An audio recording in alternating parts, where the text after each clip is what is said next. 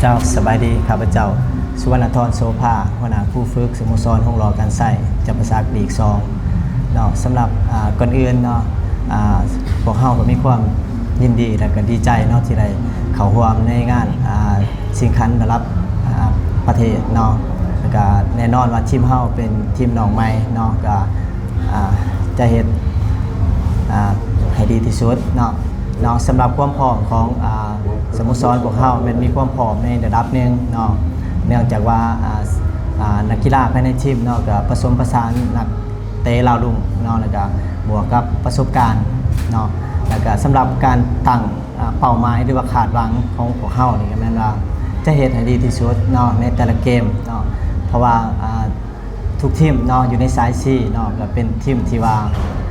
มีเป็นทีมที่ดีเนาะเป็นทีมที่มีความแข็งแกร่งเนาะพวกเฮาก็ประมาทบ่ได้เนาะฉะนั้นพวกเฮาจะเฮ็ดทุกวิถีทางเนาะเพื่อญาติเอาชัยชนะ3แต้มเนาะกลับสู่สโมสรพวกเฮาเนาะจ้าสวัสดีน้องมีชื่อว่าเท่าสานคำทวิทงมาจากสโมสรห้องรอการใช้ทีมห้องเฮาก็มีความพร้อมในระดับหนึ่งเนาะเพราะว่านักกีฬาเป็นดาวดุและผสมกับประสบการณ์หลายคนและกับเพื่อนร่วมทีมก็พยายามจะเฮ็ดดีที่สุดพยายามเฮ็ดให้เต็มที่ขออยากฝากแฟนวานทั่วประเทศที่เป็น FC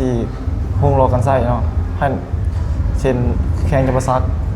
แล้วก็ขอฝากทั่วประเทศให้ได้หลายหรือว่าฝากเบิ่งทางไลฟ์สดของเพจขอบใจ